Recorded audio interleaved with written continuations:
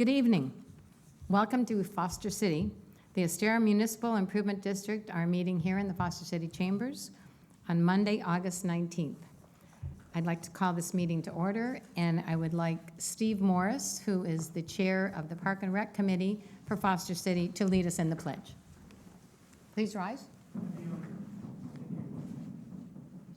pledge allegiance to the flag of the United States of America and to the republic for which it stands, one nation, under God, indivisible, with liberty and justice for all. Thanks, Steve. Next item, please. Council members, ex officio EMID directors Charlie Bernisky. Here. Art Kiesel. Here. Steve Okamoto. Here. Herb Perez. And Mayor President Pam Frisella. Here, next item, please. Item 4, public. This is an opportunity for the public to address the City Council EMID Board on matters not listed on the agenda. Okay. I have Yamaz, if you'd like to come to the podium, please. And just so you know, we're going to time you at 5 minutes, because I know you too well. I got my watch. Okay. It won't take more than 5 minutes, Okay. provided you read my email. Yes. You are all on vacation. I'm glad you relaxed. You don't like to hear criticism or something like that. The reason why I wanted to come here, make an amendment for the proposal by Kevin Miller's group. And I found out in June 25th, when I went to pay the money, they increased the user fee for the fields. I mean, they invented some kind of user fee. We never had that before, the last 3 years. And the park manager went to the computer and came out with a number. And then he couldn't give it to me. I said, why didn't you give me the number? I want to hear how much you're charging us. Because that day, I went to pay him $240 plus $40 in case there is a reasonable increase. So I had $280 in my pocket. I always pay in cash. And he said, oh, it's much more. I said, how much? $2,100. I said, come on, man. I said, I'm not going to pay that much money. My people will kill me if I go and ask them all that money. So then I found out a few weeks later that it was decided by city council by 5-0. I said, I never lost a game, 5-0. What's happening here? So I went and wrote that memo for you, which explains that when Kevin Miller and his group decided to increase our fee, he looked into, I think, the cost of Port Royal Field, artificial turf, plus unexpected maintenance fees, okay? And if you remember, it was right in front of you when I was arguing with him. When he decided to go from the grass into artificial turf, you were there in his office. He said, oh, no, you don't know this field, you know? We have different kind of material. So it turns out, I said, maybe I don't know enough. So I shut up. So I know now the kind of problems we will have from now on. So it got me alarmed because we cannot afford to pay 50% raise every year from now on. So in other words, I cut it short now. I think I have 3 more minutes. Okay.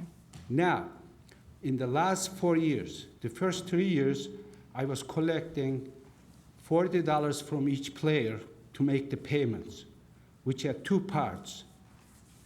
Insurance, liability insurance, $500, and we paid $480 to the city, I mean to Parks and Recreation. And I was happy because I was making some money for them, right? I thought I was doing good deed. Not until this year.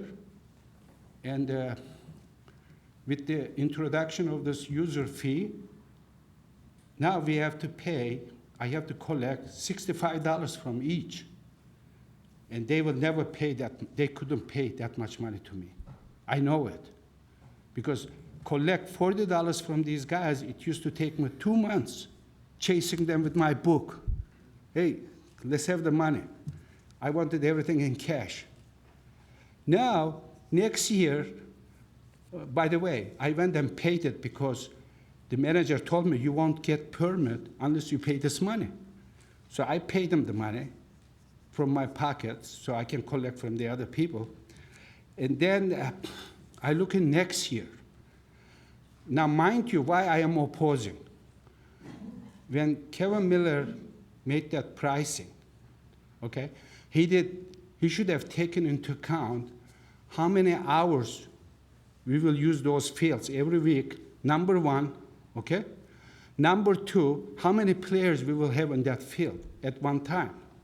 Right now, we are having no more than 22 players at one time, but our roster has 28 people. Now, let me tell you about my roster, okay?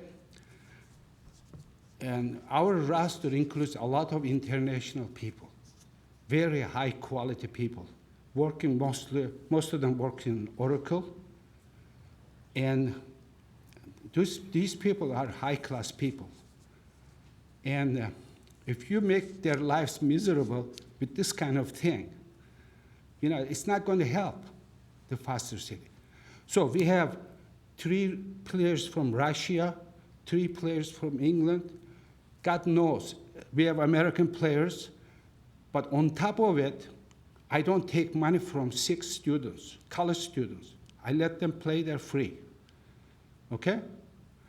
So we are trying to help these people, and 4 of them are residents of Foster City. And on top of it, I have a SF police officer. He comes whenever he has time to play with us. I don't charge him money either. So in other words, we are doing good deeds. And now, under these conditions, I cannot go on with this operation after New Year.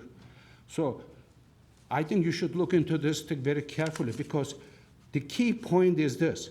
I cut down the hours now from 4 hours a week down to 2.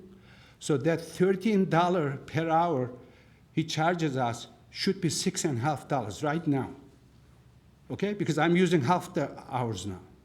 Second, I have 22 players there at one time, not 28. So you have to multiply that number with 22 over 28. So it comes out to be $4.75, something like that.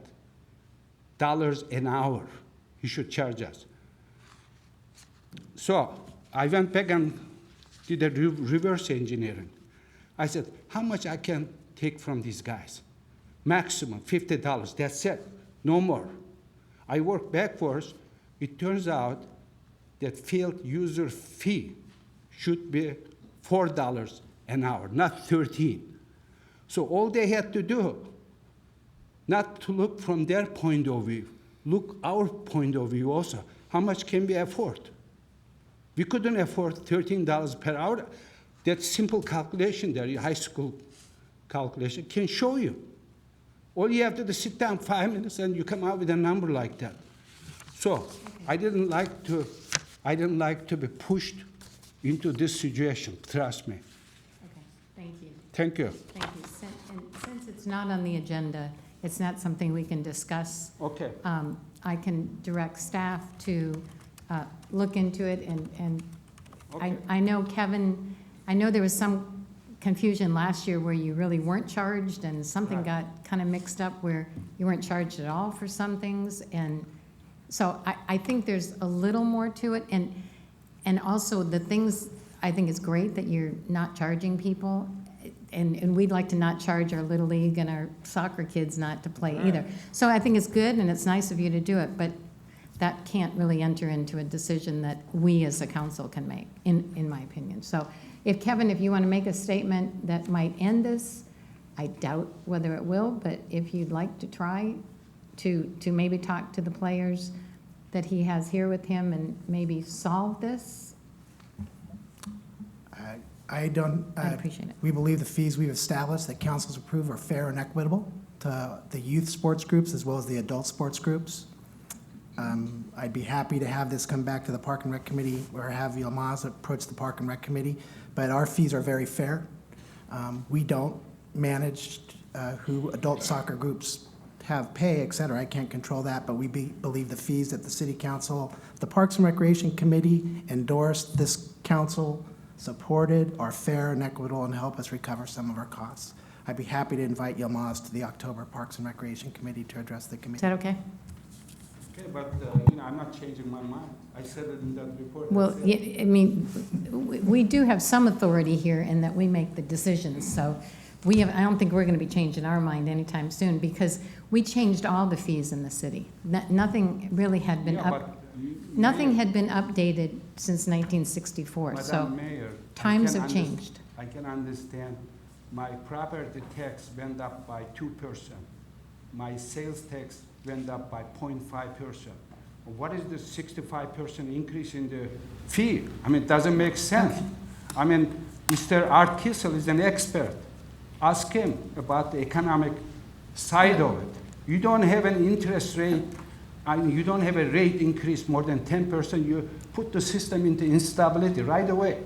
Okay, I'm gonna turn this back to staff. I appreciate you coming out and your players coming out. Thanks a lot. You're welcome. We will miss you. There won't be a day like There's some things I'll miss and some things I won't. You are the best day of this place. I've been here 29 years. Nobody close to you. And you are a compliment. Is that a compliment, he said? It is funny, because I was in the deli today, and when I was leaving, and he knew I was from Detroit, he said, "Oh, God, don't ever leave." When you left Detroit, he said, "Please don't leave Foster City."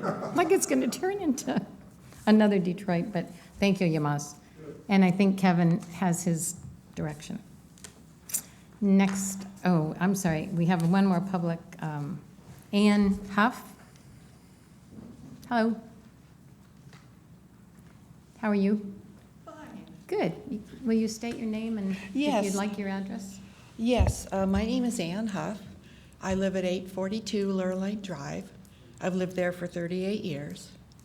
And good evening, everyone. And I came to tell you about something that's negatively affecting our neighborhood and our quality of life. I realize that this may not be the right venue to discuss this, but I've had no response from planning, and I don't know where else to turn to. I live, as I said, at 842 Lurline, which is one house away from some construction that's going on at 830 Lurline Drive. If you remember, about 2007, there was a fire, and that lot has been vacant since then. Well, the construction has started. The Bobcat trailer has a very loud beep, beep, beep, beep, and the sound of jackhammering and pounding and loading of cement is very loud. And it goes on for 11 hours a day, 6 days a week straight. When I expressed concern, Mr. Curtis Banks said that they had limited construction hours. And I don't call 11 hours a day, 6 days a week, and 10 hours on Sunday limited construction. This is a quiet residential area. We live here. It's not a commercial or an industrial zone. This is where we live. These are our homes. We have 2 homebound seniors within 100 feet of this construction site. Some people have home-based businesses in their homes. Some, like me, work outside and come home, and I need to get rest, and I need peace and quiet. And we can't when things are going on until 7 o'clock at night, 7 days a week. My bedroom is about 60 feet from the site, and even with all the windows closed, I can't even use the phone. It's very loud. We understand that they have to build a house And we're happy to have neighbors because that lot has been an eyesore for quite a while. And we know that there'll be noise and dust, but does it have to be 7 days a week? It's too much. For comparison, I checked out the construction hours in residential areas in some other neighboring cities. I wrote them down here so you can see them. I found Menlo Park, 8 to 6. Sunday and holidays, 9 to 5. Burlingame, 8 to 6. Weekends, 9 to 6. Palo Alto, 8 to 6. Sundays and holidays, 9 to 6. Belmont, which I think we're kind of like Belmont, 8 to 5. No weekend work at all. Then I asked, why does Foster City and this particular project have such long hours? It's not right. We, as the neighbors, need this construction permit to be amended in line with other cities. We want it to be 8 to 5, Monday through Saturday, and no construction allowed on holidays and Sundays. We have the holidays coming up. No one wants to have a holiday party with pounding and banging going on.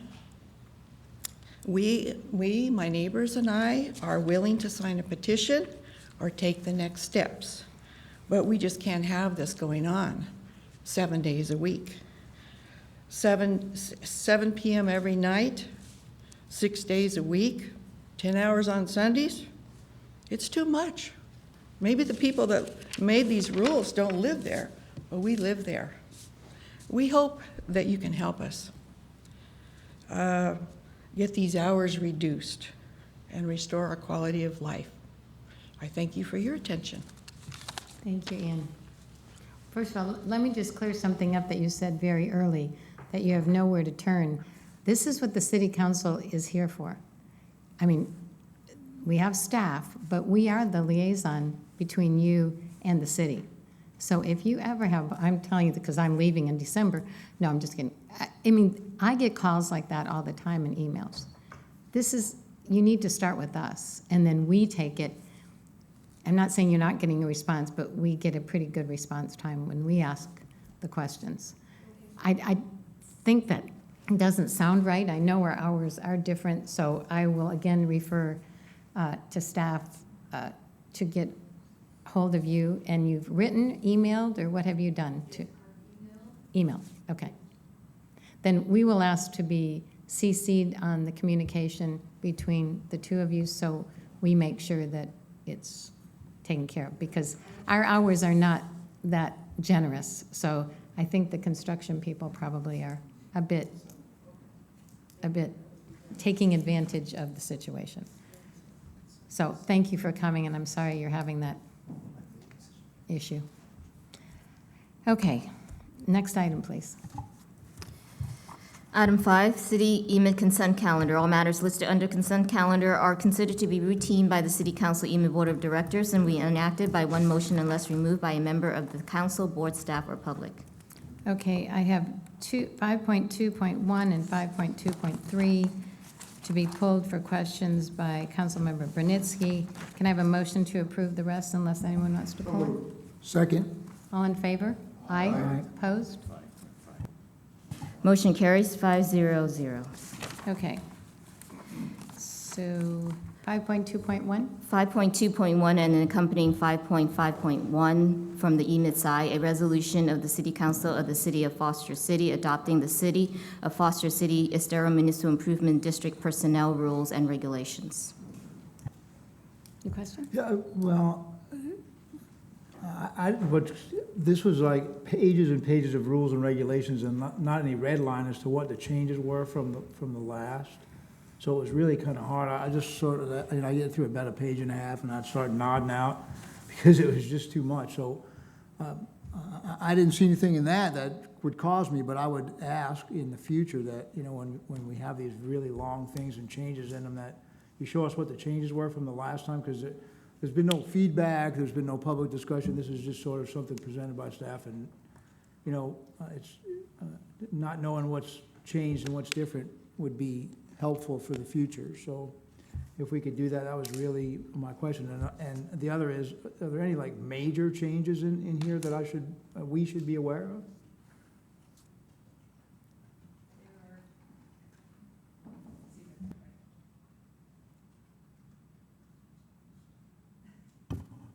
Thank you. I'll be happy to provide you with red line copies after this meeting. The major changes had to do with cleanup in order to clarify some areas that the unions were interested in clarifying, as well as extending some timelines so that everyone had adequate time to, for example, in our grievance process, to get their paperwork together and to meet and confer. Okay, Do you want that before you vote? Mayor. Can I have a motion? Oh, So sorry. Yeah, and I'm going to apologize because I read through it. I just read through it, and I didn't probably make it as far as Councilmember Berninski. But in the past, we've talked about this, and I know that we have new staff. It would be better for me, sitting as a policymaker, to have complete information as far in advance as we can. So when we get an agenda package that's too close to a meeting, that's going to take us a majority of the time to go through, especially if it's legalese. And there are council members that don't have the same legal training that Councilmember Berninski have, or I have, in part, nowhere near his. It just doesn't, it puts us in a precarious position. In the future, when we get staff reports relative to this, it would be good to see the words. As a matter of housekeeping, these were the changes that were made. If it's just housekeeping and cleaning up language so that it becomes better for us in general. But if there are significant changes that are qualitative, then those things need to be outlined and discussed. Because it does become, not in this situation, but in others, it becomes problematic, certainly with some things that I see further down on other agendas. Just a comment, thanks. Okay, so you have that direction. Can I have a motion to approve this? so moved. All in favor? Aye. Opposed? Motion carries 500. And 5.2.3, A resolution of the City Council of the City of Foster City authorizing an agreement for professional services with Urban Planning Partners for professional planning consulting services. I don't know how much of this is a question versus a comment as to whether this should be a policy issue, which is, I understand that we have a lot of one-time sort of new development going on right now, but we also spoke in policy setting that we wanted to do things like go back and go over the municipal codes and update them.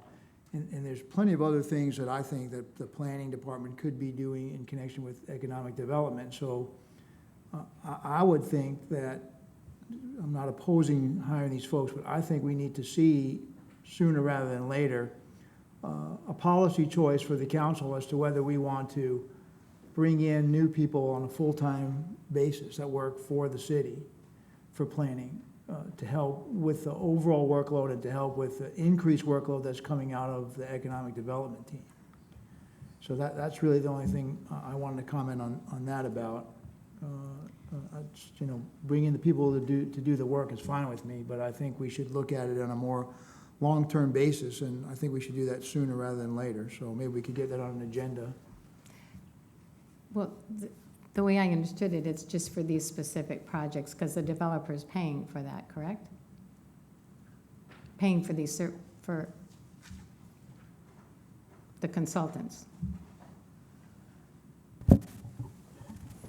Correct. Given the number of projects we have right now, it exceeds the capacity of our staff to work on those. So we have some assistance, but we need additional assistance in order to process these projects that we have upcoming. And yes, the fees to cover the cost of the consultants are borne by the applicants.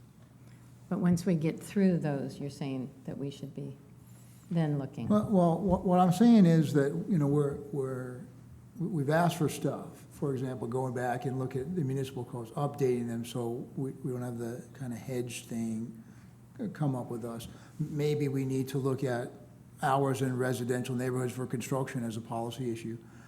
I don't know, but if the current staffing level is inadequate to do that, then we as a council need to make a policy decision as to whether we need to hire more people to do the work. And that's what I'm suggesting. I looked through this and I understood what it was for.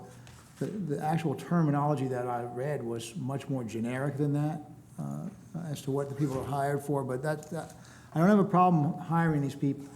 I just use this as an opportunity to suggest that there are policy issues that are before us, and we should be proactive with them versus saying, oh, well, we didn't get this done because we don't have enough people.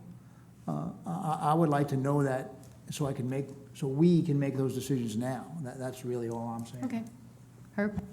And along those same lines, as policymakers, it's not our job to staff, nor is it our job to kind of look at staff, but it certainly is a big, broader policy issue for us to look at staffing.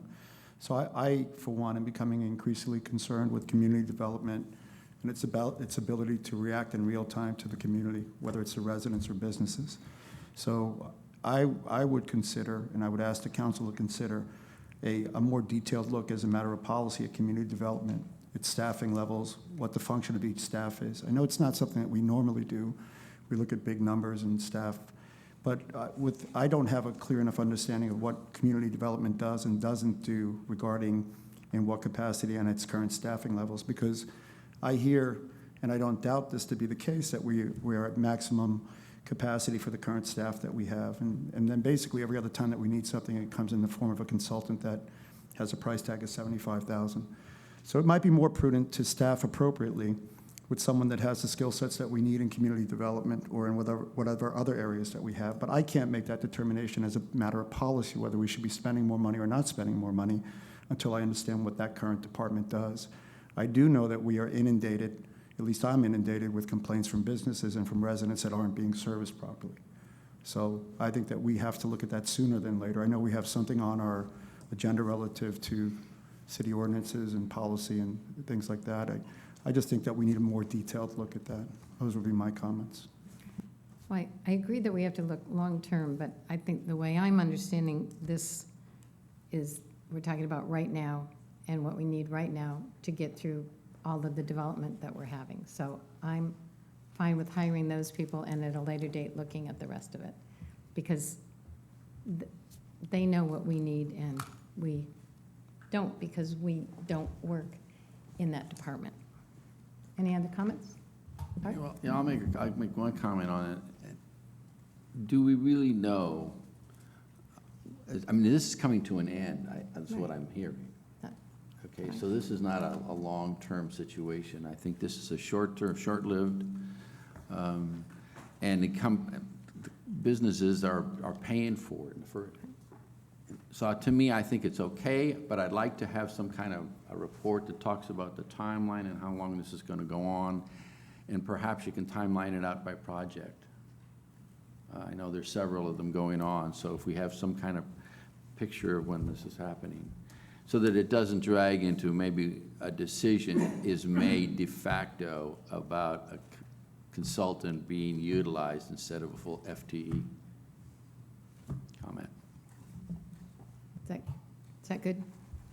Got that? Okay, so can we have a motion for 5.2.3? Move to approve 5.2.3. All in favor? Aye. Opposed? Motion carries 500. Okay, next item, please. Item 6, new business. 6.1, consideration of a revised Citizen Advisory Committee appointment procedure. Staff report. Staff report, please. Okay.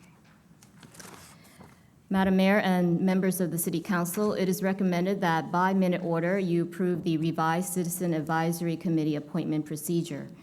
A concern was raised by Council Member Kiesel regarding applicants who have not had a chance to attend an advisory committee meeting prior to formal appointment. This issue was discussed at the special City Council meeting of July 15, 2013. Based on Council's input, the revised Citizen Advisory Committee appointment procedure was developed. The highlighted text reflects the revisions to the current procedure. In essence, for committees that meet less frequently, the requirement to attend a committee meeting may be waived by the council liaison assigned to the committee if the liaison has personally met with the applicant and deems that a waiver is appropriate. This concludes my staff report, and I would be happy to answer any questions. Any questions of Doris? I'll make a motion to Second? Good morning. All in favor? Aye. Aye. Opposed? Motion carries 500. Thank you. Next item, please. Item 7, reports. 7.1, update on implementation of the Sustainable Foster City Plan, second quarter 2013.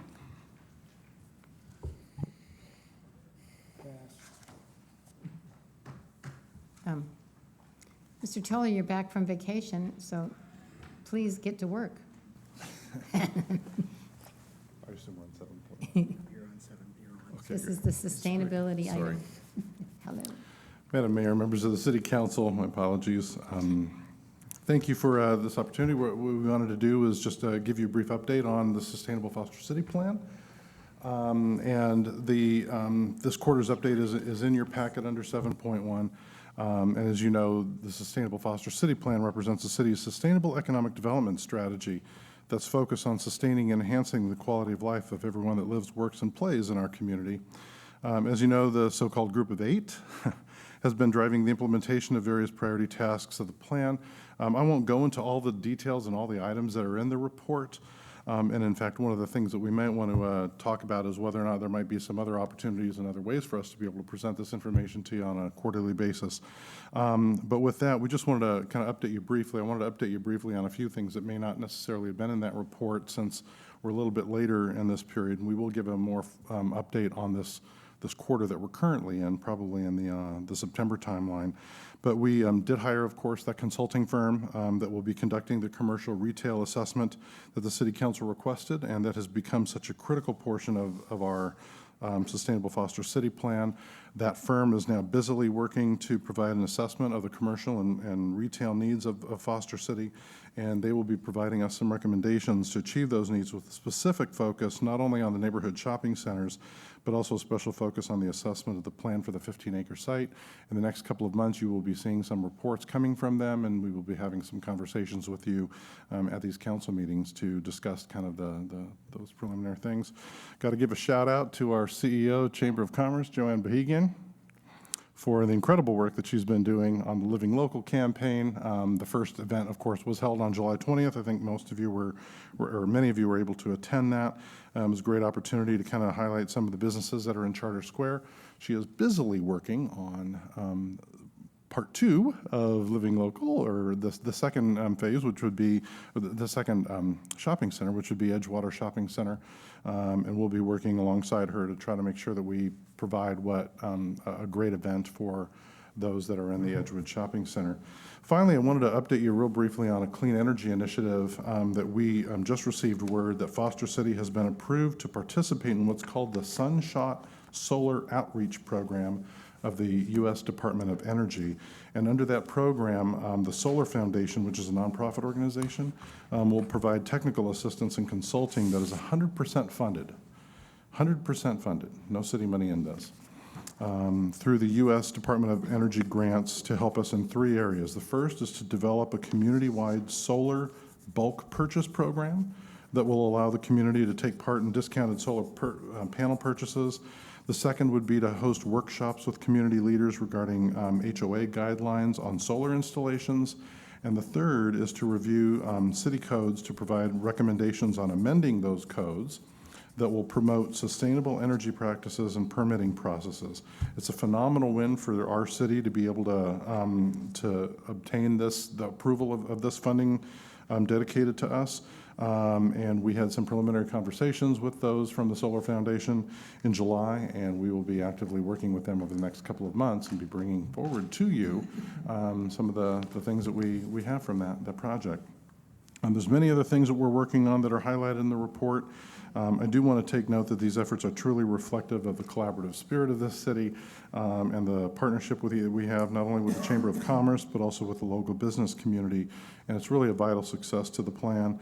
The Living Local campaign is kind of creating a resounding truth for us that economic development in this new era really comes as part of the collaborative process that requires solid working relationships amongst all the key stakeholders in the community. So we look forward to furthering those relationships alongside the Chamber of Commerce with our business community, really towards the focus of enhancing our collective quality of life in this community. So with that, I'd be happy to answer any questions. Do you want to just take her information and we can contact you?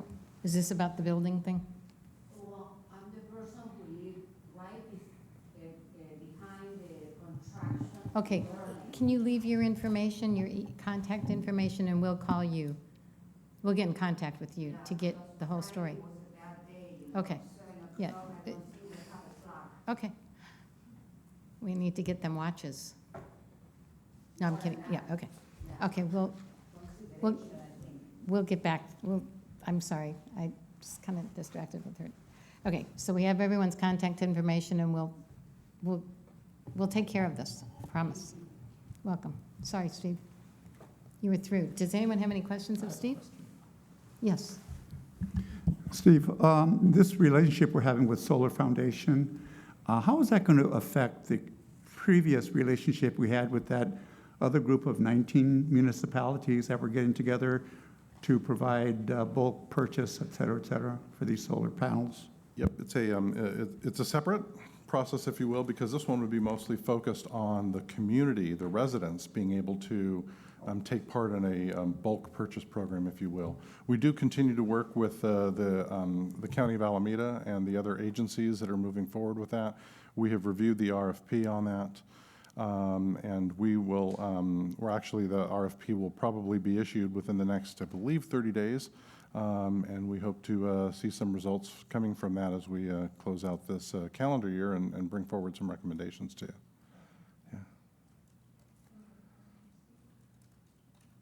When did we find out about the Sunshine Solar thing?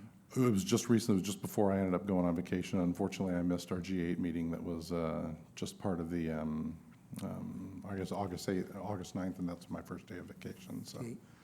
Yep. Thank you. Okay, can I have a motion to accept this action? A minute order? Well, I actually had some comments, Oh, too, sorry. Jump. because you just told me questions. Okay.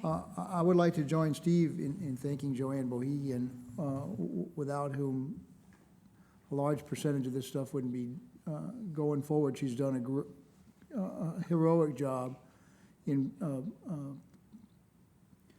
truly being a partner with the city in pushing these important concepts and programs. She and several of us sat down recently and talked about other programs, outreach programs, educational programs, not only for businesses, but HOAs and other people.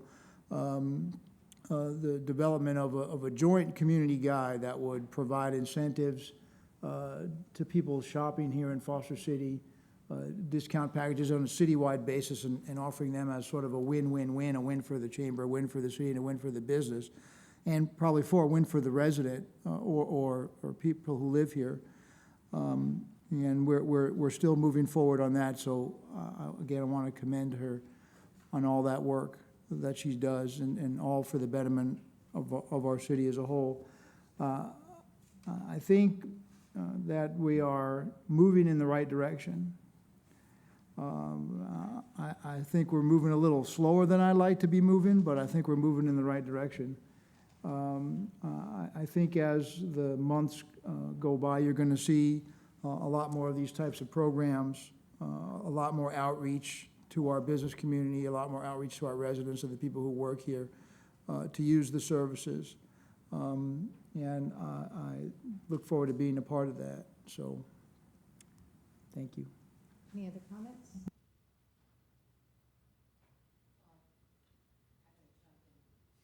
Or she'll get mad at me. No, I'm kidding. Yeah, having seen Joanne when she didn't talk very much after when I first met her, she's come a long way. No, she was very quiet in the beginning on our sustainability task force. So you have really stepped it up, and our community thanks you for that, and thanks all of the council, all of the chamber, and everybody here, and everybody on the Group of 8, and everybody that cares about sustainability in Foster City. So can I have, on that note, can I have a motion to accept this? Move to accept the report. Second. All in favor? Aye. Opposed? Motion carries 500. Thank you. Next item, please. 7.2, consideration of budget report on survey regarding city budgets for police, fire, and parks and recreation departments. Hi, Steve. Hello, Madam Mayor.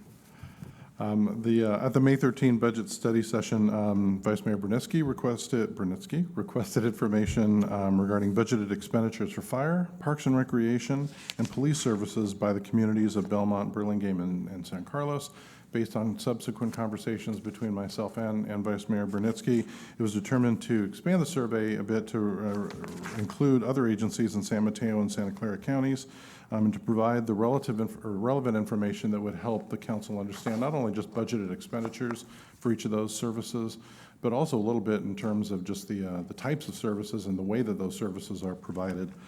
That survey has been included in your packet.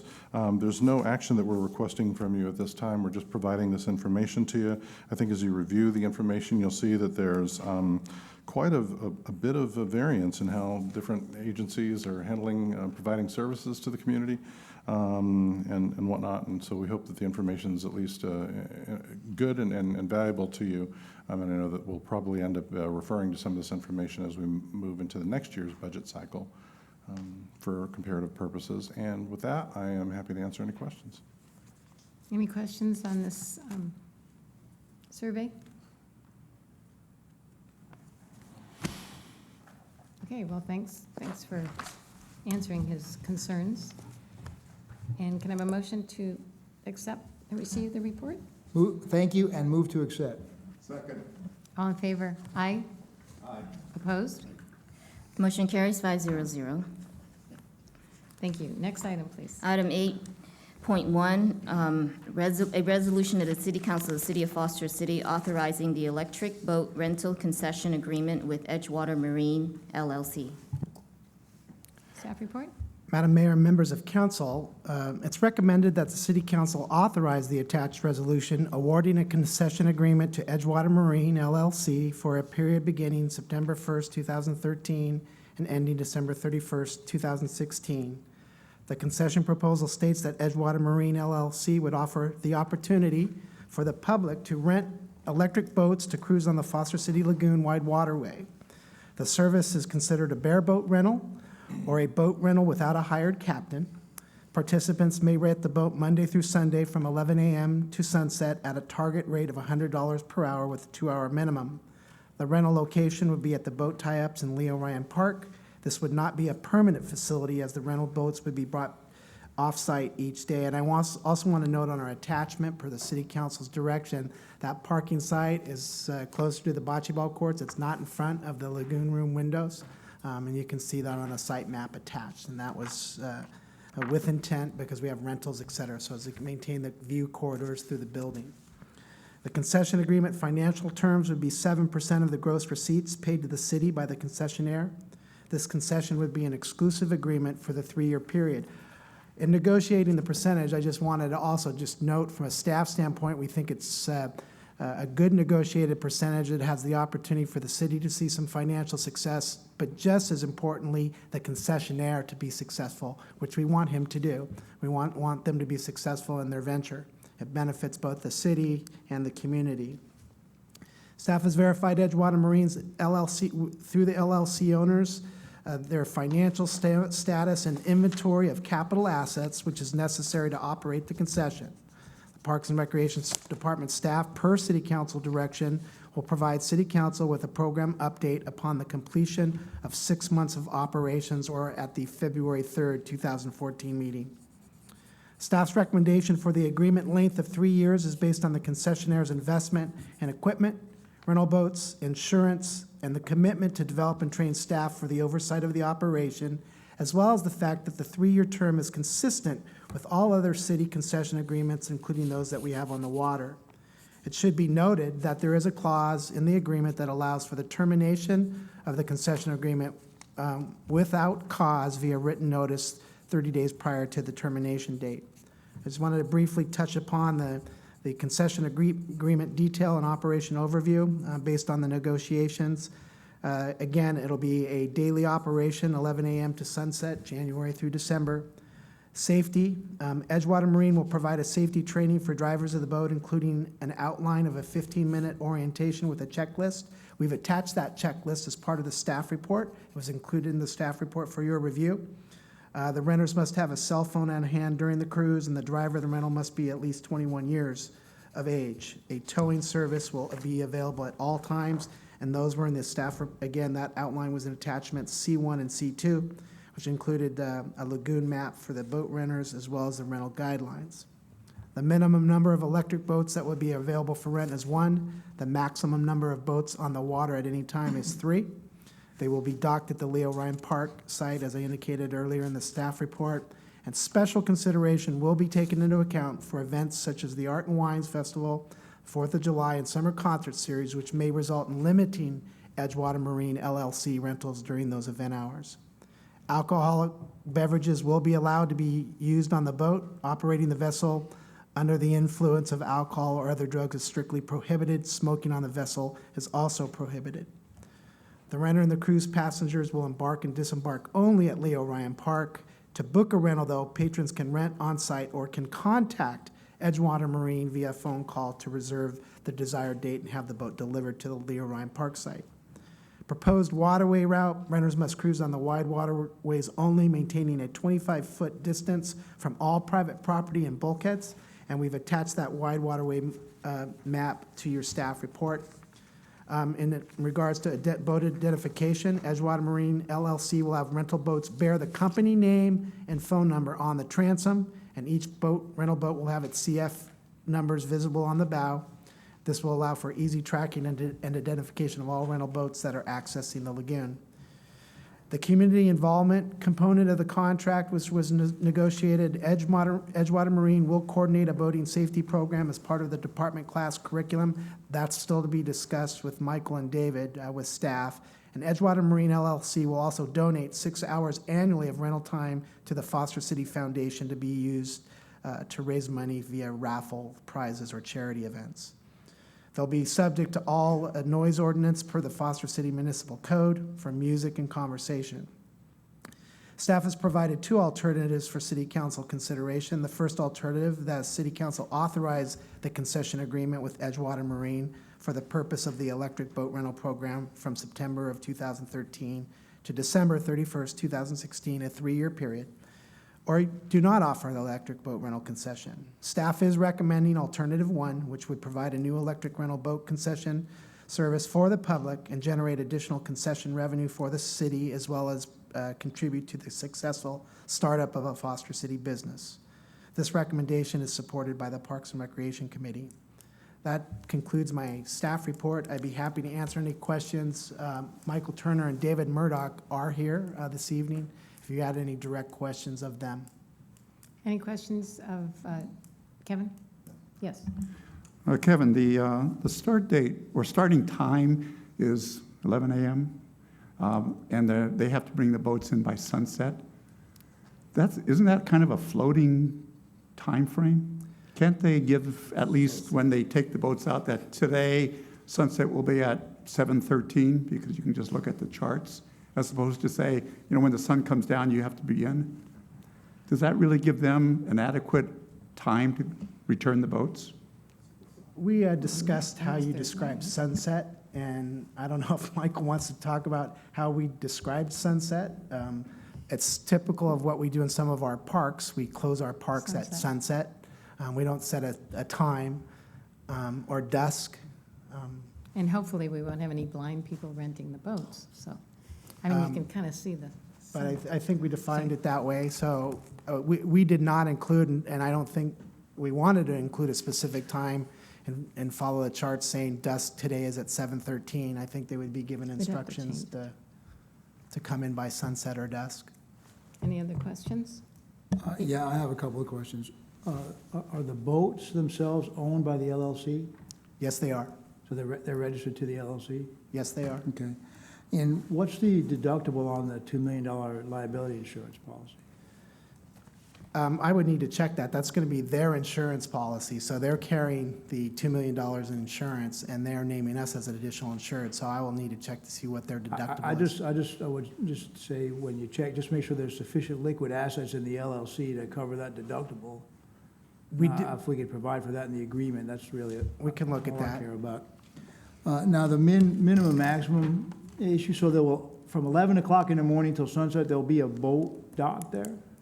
Not necessarily. But the contract would allow that. It would allow it Monday through Sunday. Their initial business plan in our discussions is that you'll probably see them there more frequently on the weekends, Saturday and Sunday, where they'll maybe deliver more specifically on a Monday through Friday on a reservation system. But the contract would allow them to have the boats there Monday through Sunday, 11 a.m. to dusk.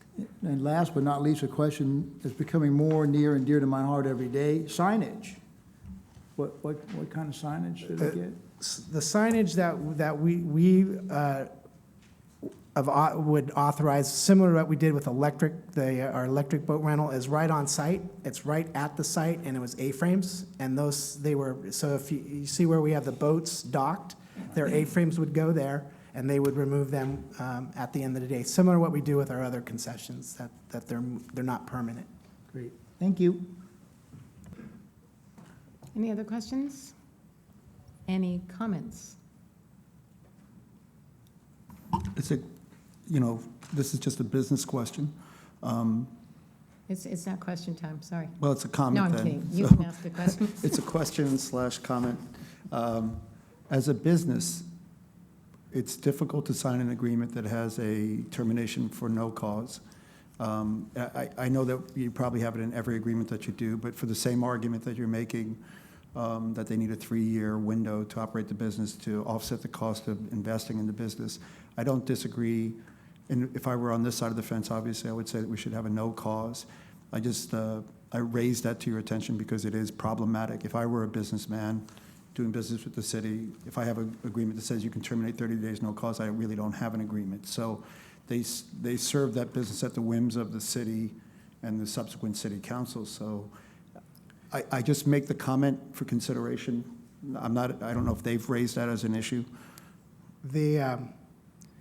I think what's important about that clause, it's consistent with what we've done with our other concessionaires. For the one purpose is I think it does protect us. If for some reason we really missed the mark and what we thought they were going to provide as a service, we could do that. It would allow council to step back and say, wait, that's not what was promised. Based on the negotiations, as your Director of Parks and Recreation, I'm very confident that they're going to deliver their business model, we're not worried. But that's why it's in there, and I think it's important it's in there. I would hope that, should that issue come to pass in future councils, that you would protect their rights with the same fervor if there was no reason to terminate their agreement, because I would hate to see them be at the whims of a particular property owner or someone, and it not to the detriment of the city, depending upon the tenor of the council. And I think you understand what I mean. Thank you. That's why there's 5 people on the council. Hopefully, 3 will have enough brains to not terminate them for anything that they didn't need to be terminated for. Any other questions, comments? I'm going to make a motion. Move to approve the agreement. All in favor, aye. Aye. Opposed? Motion carries 5-0. Next, 8.2, a resolution of the City Council of the City of Foster City in support of the $130 million bond measure of the San Mateo Foster City School District to relieve school overcrossing and improve school facilities on the November 5th, 2013 general election ballot. Madam Mayor and members of the City Council, in an effort to relieve overcrowding, upgrade and repair classrooms, labs, libraries, and other facilities, and improve technology use in the classrooms, the San Mateo Foster City School District Board of Trustees has approved placing on the ballot for November 5th a $130 million bond measure that will be brought before the voters at that general election. The measure, if it is approved, is projected to cost property owners in the San Mateo Foster City School District area approximately $19 per $100,000 of assessed valuation per year over the term of the bonds. The Board of Trustees voted at their August 1st meeting to place this ballot measure before the voters on November 5th. And of particular significance in Foster City is that their resolution specifically states that, quote, in responding to overcrowding by repairing or rebuilding Knowles Elementary School in San Mateo and Bowditch Elementary School in Foster City, priority shall be given to updating school library facilities, classroom, computer technology, providing updated science labs, and relieving overcrowding. There's one point that has come to me via email in the last 24 hours from a resident who was concerned about whether or not the city would be approving any of these measures. And I just want to clarify for the public that the city has no jurisdiction over the school district's actions if the bond measure is approved and they decide to move forward with a renovation of Bowditch. That being said, I feel very confident in the collaborative spirit in which we've been working with the school districts, particularly under the direction of Cindy Sims, their superintendent, and the current board, to be able to work with them very closely in terms of any impacts in the community. We would also offer our assistance in terms of reviewing any plans if they would like us to, and/or assistance with getting the word out in terms of if the measure is approved and if construction would start at that location. The City Council has expressed interest in passing a resolution in support of the bond measure, and a draft resolution has been attached to this staff report for the Council's consideration this evening. If you decide to adopt that resolution, a copy of the resolution will be submitted to the San Mateo Foster City School District Board of Trustees, and a press release will be issued on behalf of the City Council to inform the public of the City Council's support. I know that there Cindy Sims, as well as Lori Lawson and Audrey Ng, are in the audience tonight. We seek your direction as to whether or not you wish to approve this resolution. I'd be happy to answer any questions. Okay, we will have Audrey step to the podium. Hi, Audrey. Hi, how are you? Good, how are you? Good evening, Mayor Priscilla, excuse me, and City Council members. My name is Audrey Ng, and I'm a Foster City resident, and I'm also a trustee for the San Mateo Foster City School District. Well, first, let's go back a little time in history. A few years back, this resolution would not have been possible. There were various opinions about how to address overcrowding, and even questions about whether it was a little blip, a bubble, and then the problem will take care of itself. And throughout all those difficult conversations with the community, City Council maintained open communications with the school district, and I appreciate that. A little over a year ago, City Council partnered with the school district to select members for the SCORE committee, and that was the committee commissioned to study the problem of overcrowding and to devise a viable solution to solve the problem. Now, SCORE meetings occurred, and thank you to Steve and Charlie for sitting through all those long meetings, but they arrived at a solution that it has broad-based support from many different constituents among the community. Business owners support it, we have Parks and Recreation Committee members supporting it, we have parents supporting it, we have school officials supporting it. So we thank you for your support as well. Now this is the next step. We have a solution. Now we need to finance that solution. And this bond, Measure P, is a means to finance the rebuilding and expansion of Bowditch Middle School. We also have, as Steve Toller explained, we have a comprehensive plan to address overcrowding. So Bowditch Middle School in Foster City and Knowles Elementary School in San Mateo. The bond will provide funds to refurbish and to reopen Knowles to house 550 students. Not only that, we'll provide technology to students, to all our students, so that they are equipped with the 21st century skills that they need to thrive in an information-based economy. So we have a plan that looks forward to move forward addressing this overcrowding situation and the technology needs of our students to further their education. So I thank you for your continued support and ask you to continue your support by passing this resolution and voting yes on this resolution. Thank you. Thank you, Audrey. Very well said. Any questions of staff? No, but I got a question of the school board. Okay, well, do you want to do staff first? Anybody have questions of staff? Okay, which lucky three would you like to speak to? Cindy? You want to talk to Cindy? Which I just want to say, nothing would have gotten this far without the change in the leadership in our school district. So I want to publicly thank you for joining. You've made a big difference. Okay, sorry. I read something in the paper recently that kind of concerned me a little bit, and that's about San Mateo students being allowed into a renovated Bowditch Middle School. Now I understand we're in an overcrowded situation, and that's what we're trying to alleviate. Can you elaborate on how that would work or how it doesn't work? Well, there has definitely been conversation at the school board level by one of our school board members asking that be considered. The school board has for over a year been studying equity and the issue of magnet schools in our school district. And part of that has been a study on the students in our north central part of San Mateo and how those students are distributed throughout our schools on the San Mateo side. And so the question has been raised, well, if the program is so good for our San Mateo students, is it okay? Is it good for our Foster City students as well? And so that's where the conversation has gone. At this point, that's the only place that it is that the question has been raised, the conversation has begun. Until we have more space available, it's not a possibility. We don't have any space in Foster City for any additional students. There aren't spaces for Foster City students in Foster City. And so we will acquire 1,050 more seats if the bond passes between Knowles and the Bowditch remodel. And at that point, I know that there will be conversation about that. And what I see is different points of view, just like there were with the SCORE committee, where there are people that feel strongly that there should be one distribution of students throughout the entire school district, which means San Mateo and Foster City.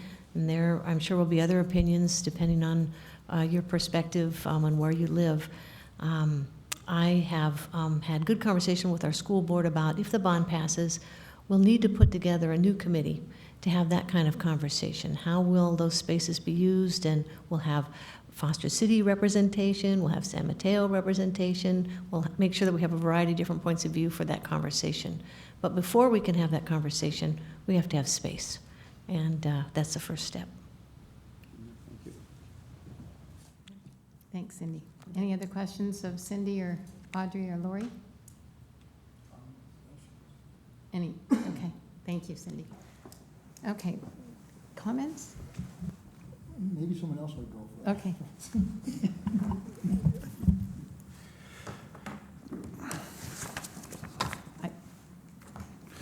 So my comments are to be construed only as they come from residents that have talked to me about the process and their continual concerns.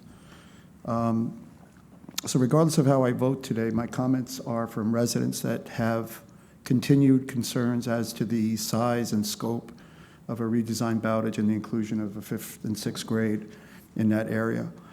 I don't second guess the process because I was not part of the process, nor is it our charge. Was it our charge to second guess the process? Those concerns, I think, are valid in the sense that I'm not sure it's the optimal solution for Foster City and Foster City residents. With that said, it may be the only solution. I wasn't part of the process. So regardless of those concerns, I think that they need to be stated because I've received a number of emails and conversations, and I see an inordinate number of parents in the community. I see on the scope of 1,200 families per week that have children in San Mateo schools and in Foster City schools. So I think it is no small task for you to get the bond measure passed because I think there are an equal number of people not enamored with the solution. Is there a better solution? I wasn't part of the process, and so I don't question your process. I do think that it's worth noting that there are people concerned about that and the size of that school and the fact that it doesn't address what they feel to be the true issue that exists. Thank you. But you could have been part of the process. You're saying you were part of the process, but you really were part of the process because. Maybe I'm we've speaking been- about the wrong process. Let The me, process of the. yeah, let me score? speak. About the score committee? So it wasn't our ballywhack. We put people in the process, and I was comfortable with the council members that we had that participated in those processes. As far as my personal concerns, I don't have concern about the process. I realize we're process-driven. So today I'll vote to support the resolution, not because I'm enamored with the solution, but I support the process. And I think the process was fair and valid, and the outcomes they came to are the outcomes they came to. My personal feelings on the outcomes are my personal feelings. But as a city council, I would encourage my fellow council members to support the resolution because I think it's a solution that Foster City needs. Okay. Charlie? Thank you, Madam Mayor. I would like to thank Superintendent Sims, and who, for me personally, has been an amazing ray of sunshine in our community, and not just for students, but for our entire community. The school board, when I came to talk, listened, took me at my word. We had the joint meeting here together. We worked long and hard together, even though it's not, we don't have a say. Other than as community leaders, we have a say in everything that we do. But I want to thank the board members that are here, and please tell the other board members my thanks for letting us participate in this process. Because I attended many meetings before the SCORE even started, and when SCORE was there, I attended as many as I could, and I watched the process. I listened to the various, it wasn't just, we're thinking about an expedient fix for a problem. They thought first about the education of our children. And there isn't anything more important that you can do in your life than educate children. There's just nothing. You're creating a future for your society as a whole, and that's your job on the earth, as I see it. To be able to take a school that is already phenomenal in its educational process and make it even more enriching by giving it a facility that's not rotting and falling down around itself for the price that sounds like a lot of money, but millions aren't anything anymore. It's billions now, and this is a reasonable amount of money for the work.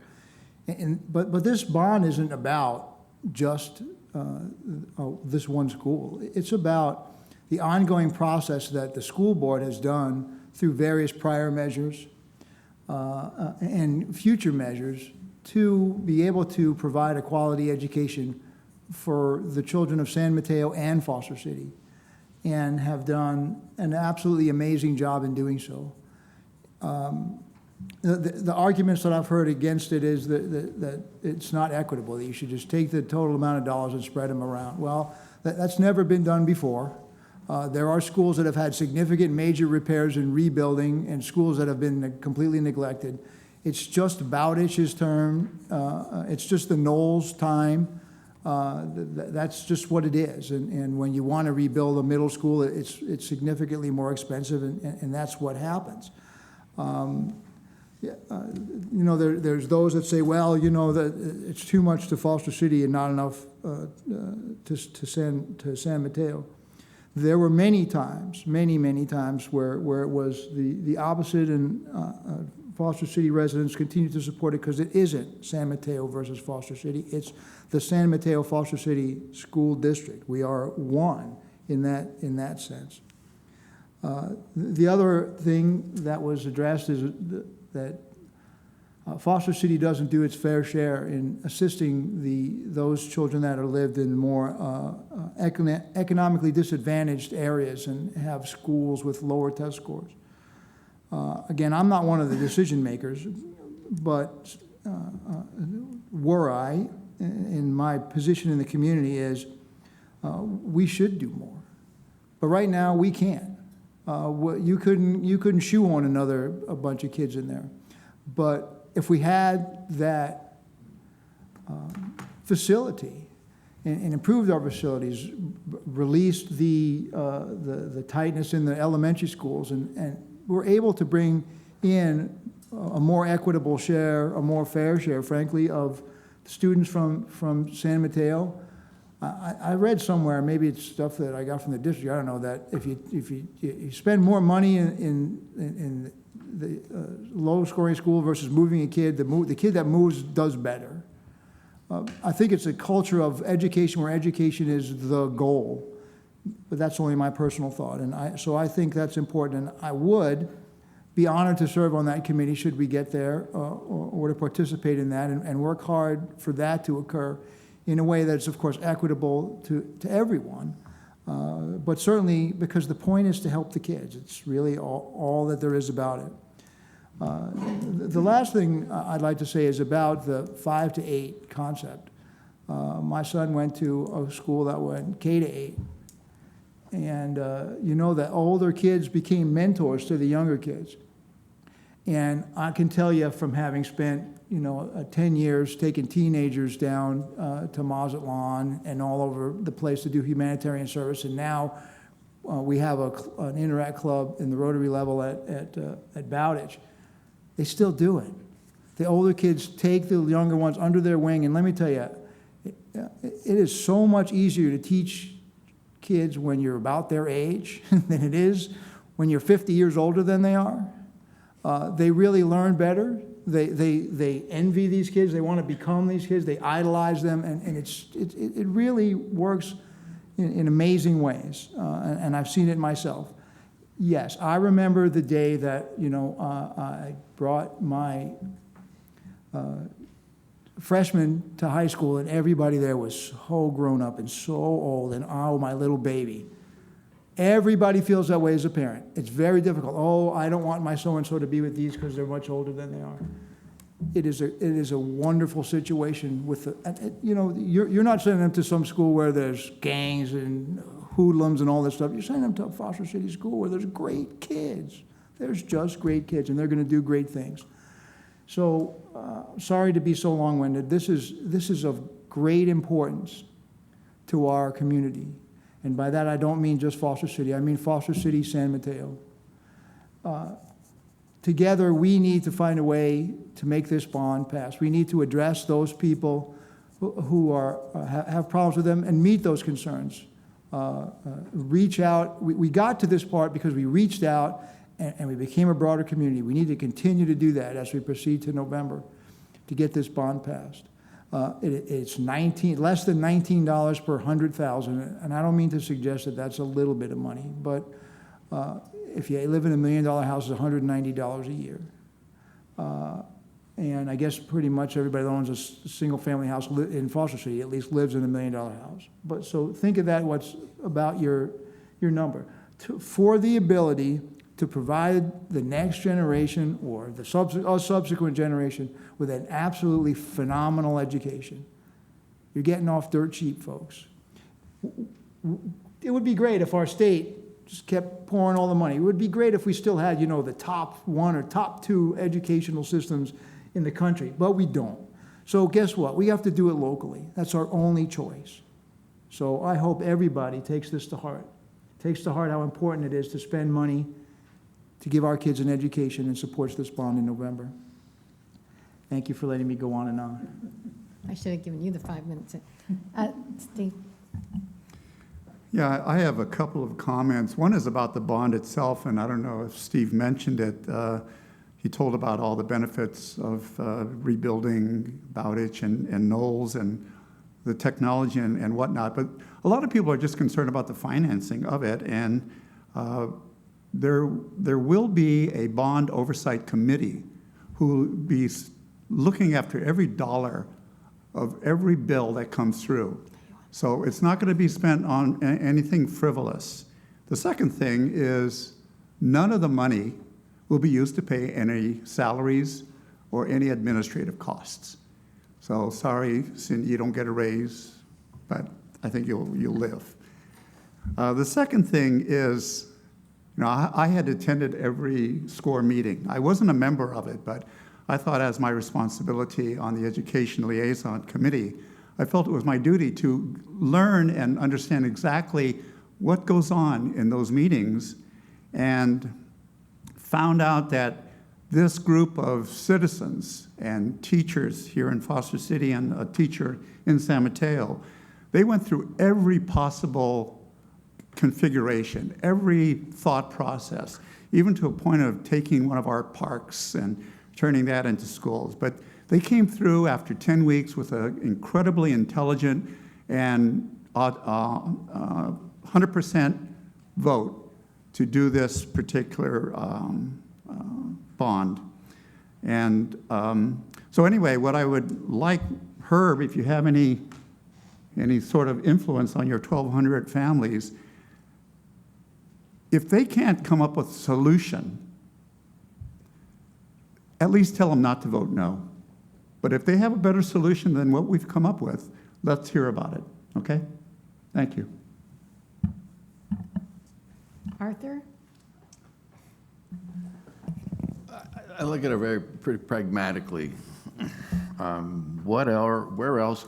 We've got overcrowding. Where are we going to put them? This seems to be about the best solution I've heard, or anyone that I can come up with. And the bond itself, though, is much larger than just our overcrowding. It's for the entire school district. And I think we have to look at it from that, at least from that standpoint, and we're going to be able to support it from at least 25% of the vote, because San Mateo's got 75% of the vote on this one. But I can't come up with another solution, or a better one at any rate. So my comments. Oh, and by the way, if we support this thing, I would hope that we get the same kind of support from the school district for our measure. Oh, okay. There you go. Yeah, I was not on SCORE either, but I did follow it because, and after talking to a lot of the trustees, you know, it's the least disruptive for the solution for our kids. And we just have to be careful how we talk about, you know, Foster City kids and San Mateo kids, that it is just one group of kids. And I know that we would be more than receptive to have them in our switch around some kids if we had the room to do it, but we do not.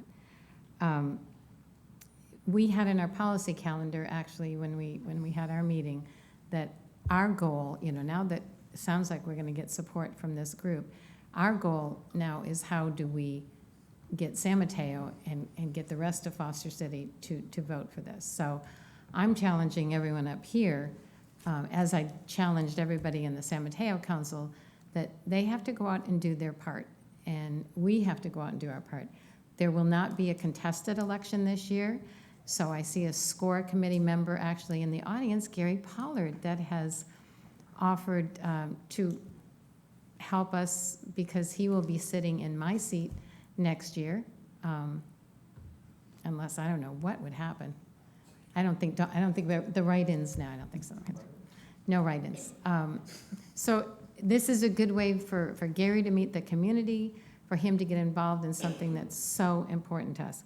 But we do need to get our colleagues in San Mateo to get on board too, because that's where we need to sell it. I mean, my son is 40 years old, and he went to kindergarten at Knowles, bused from Foster City. I didn't really complain about it back then because that's just what you did. So I don't want to see a kid bust as a 5-year-old all the way up to 37th and Alameda in San Mateo. So I'd like to keep our kids here. It's the best solution, but I want the commitment, not only that we're passing a resolution, but the commitment that we are going to be out walking and talking to the people. It's our responsibility to do that, handing out flyers, getting signatures, whatever we have to do. So can I have that commitment from everybody up here? So you will tell us what we need to do. Okay, I know, that's what I was afraid of. Now what, Herb? Just one more comment. Okay. So, 4 years ago, unfortunately, Councilmember Brzezinski won that election, but both he and, no, to my detriment, but the both of us, the solution that we had both, I think, talked about was exactly this solution. So I'm not saying that I was opposed to the solution, so I felt it was necessary to raise the issue. And as a suggestion, Councilmember Berninsky and soon-to-be Councilmember-elect Gary Pollard have a lot of free time on their hands that they were normally going to have to walk around the city anyway. Exactly. So I am more than willing to loan them a couple of vehicles from our business. I'll Always the I'll advertising rewrap them. angle for Yeah, you. I and know. no, we'll rewrap them and put Berninsky and Pollard on it. Okay, right. Okay. And we'll help. I'll help them, especially Gary. I think it'd be a great opportunity for him to meet the community. But I'll go along with Charlie. But you know, This is the only way we're going to get it done. And again, Gary has been peppered with just the questions that you've been peppered with. And I have not told anyone or argued with you. You need to hear the argument so you can have a solution. So you need to hear the arguments that we've brought up tonight so you can address your parents. And that's going to be really important. They got you elected, so they should be able to, you know. my parents usually do exactly what I tell them to do. So There you I don't think go, we'll have Master that problem. Perez. Thank you. Okay. Okay, so I think we're in a, Yeah. you have some. No, I just wanted to Oh. move to adopt the resolution. All in favor? Aye. Opposed? Okay, this is only the beginning. We have a lot of work. Motion carries 500. Thank you. Okay, you can go if you want. I mean, it gets boring. These guys they're dying over here. So, okay, we're gonna move on to the next item, please. 8.3, a resolution of the Board of Directors of the Estero Municipal Improvement District authorizing an amendment to the contract between the Board of Administration of the California Public Employees Retirement System and the Board of Directors of the Estero Municipal Improvement District. Staff report? Good evening. The district provides a CalPERS pension pre-retirement option W-2 death benefit for our police and fire units and wants to provide the same for all other employees, which are referred to as miscellaneous in the district. CalPERS has provided an actuarial valuation cost analysis to the district for this additional benefit.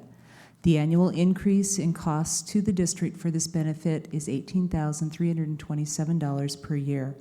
In order for the district to amend the CalPERS contract and add this benefit, the district must first adopt a notice of intention and then at least 20 days later adopt a final resolution amending the contract. The district has provided a CalPERS pre-retirement option 2W death benefit for the police and fire units since July 1st, 2005. This benefit allows an employee's spouse or domestic partner to receive the monthly pension allowance that a member would have received if he or she had retired for service on the date of death and elected option 2W. Without the pre-retirement option 2W death benefit, a surviving spouse or domestic partner is only eligible for a lump sum payment of the employee's pension contribution amount if the employee was retirement eligible and still working. The pre-employment option 2W death benefit is the highest monthly allowance an employee can leave a spouse or domestic partner in the event of death prior to retirement. In October of 2012, the district requested an actuarial valuation from CalPERS to determine the cost of adding the pre-retirement option 2W death benefit for all non-safety miscellaneous employees. CalPERS provided the district with the valuation on May 30th, 2013.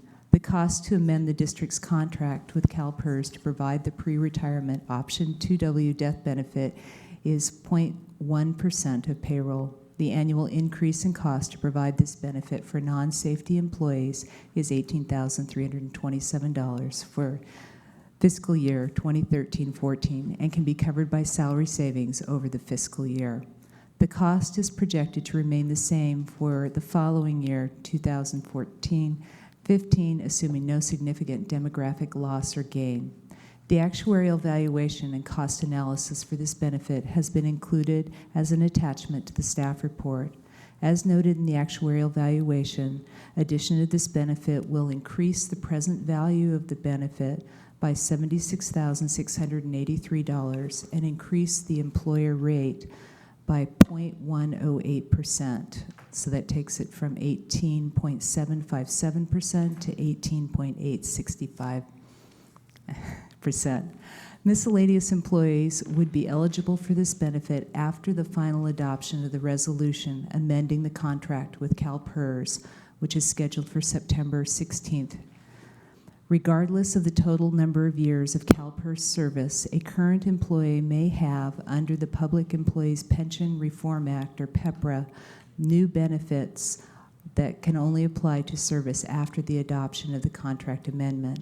The pre-retirement option 2W death benefit will provide a significant benefit once an employee has 15 to 20 years of service, or in this instance, somewhere between 2028 and 2033. To make the pension contract amendment per the Government Code Section 7507, an agency must take the following actions: request an actuarial valuation for the benefit, which we have done, review the valuation and provide the future annual costs of the proposed contract amendment to the public at a public meeting at least 2 weeks prior to the adoption of the final resolution, which is this evening, and then provide CalPERS with a certification of compliance. Third, have an actuary present at a public meeting when the final resolution is being considered if providing the benefit exceeds 0.5% of future cost of the retirement benefit as determined by the actuary, which we do not, so we would not need an actuary present. Finally, adoption of the final resolution must be agendized as a regular business item on a board agenda, and in order for the district to amend its contract, it must first adopt a resolution stating its intention to amend the contract and then adopt the final resolution, amending the contract no sooner than 20 days after the adoption of the resolution stating the district's intention. I would be happy to answer any questions. Any questions of staff? Yeah, I've got one. And can you help me out here with, we're talking about EMID, and we're having benefits for police and fire. For some reason, I don't connect those two. This benefit only applies to our miscellaneous employees, which are our non-safety employees. Councilmember Kiesel, our contract with PERS is under the Estero District because that preceded the city of Foster City, and so the original contract was even before the city incorporated, and so all of the employees are considered district employees under the PERS. Enough said. Thank you. So my question is really more kind of a policy issue, which is, don't we normally do these kinds of things when we're doing contract negotiations? Wouldn't it be like a bargaining point?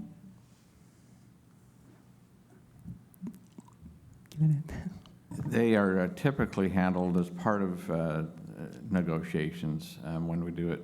As indicated in the staff report, we requested the actuarial in October of last year, and it took PERS until June to get us the actuarial, and so it was very late in our normal process. So it got us a little off cycle that way. But the actuarial that we did get is a perishable document. You have to act on it,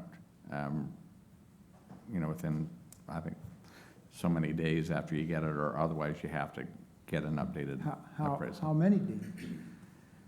Typically it's 30, but we told them that was not realistic because they got it to us so late in the process, and so.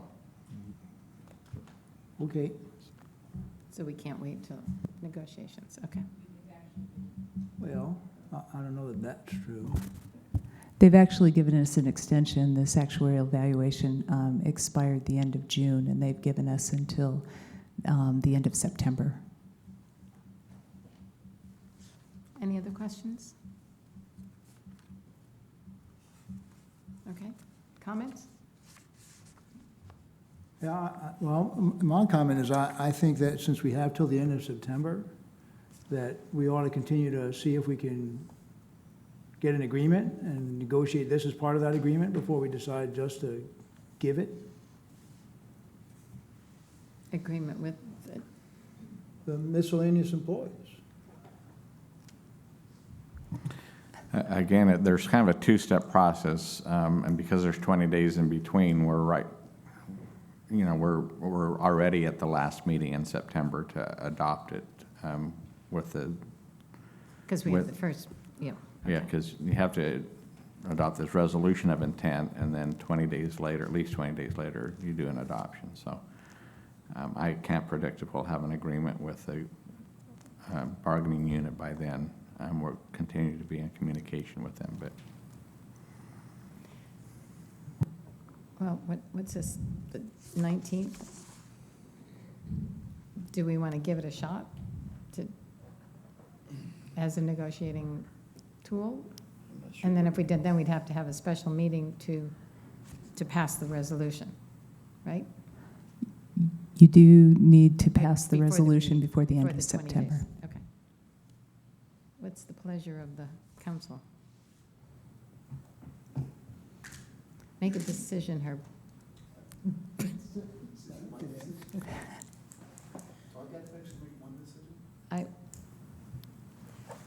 I'm okay just passing it now, just to make sure.